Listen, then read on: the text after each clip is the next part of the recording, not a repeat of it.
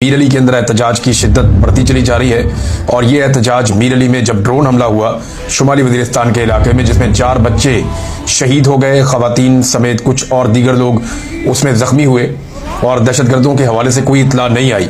तो उसके बाद से अब तक वहाँ पे एहतजाज चल रहा है।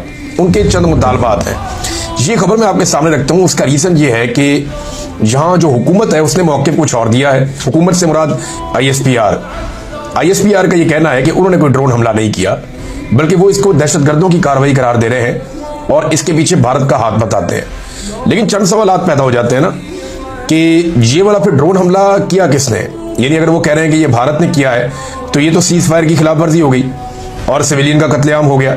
लेकिन अगर भारत ने अपनी प्रॉक्सीज के जरिए से या दहशतगर्दों के जरिए से फितनतुल खवारिज सपोर्टेड बाई भारत, अगर उनके जरिए से ये करवाया है हमला TTP के जरिए से, तो फिर भी हमें समझना पड़ेगा कि तालिबान के हाथ में खतरनाक ड्रोन्स लग चुके हैं जो एक मिसाइल मार के कई लोगों को कत्ल कर सकते हैं, शहीद कर सकते हैं। तो ये उससे भी ज्यादा खतरनाक बात है। फिर एक सवाल और है पूछने वाला कि ये ड्रोन वापस गया कैसे। यानी पाकिस्तान की हुदूद में एक ड्रोन दाखिल होता है, वो अपनी कार्रवाई करता है और फिर वापस चला जाता है और अब तक पाकिस्तान की सिक्योरिटी फोर्सेस को, इंटेलिजेंस एजेंसीज को इसके बारे में कोई मुसद्दका इतला हमारे सामने नहीं आई।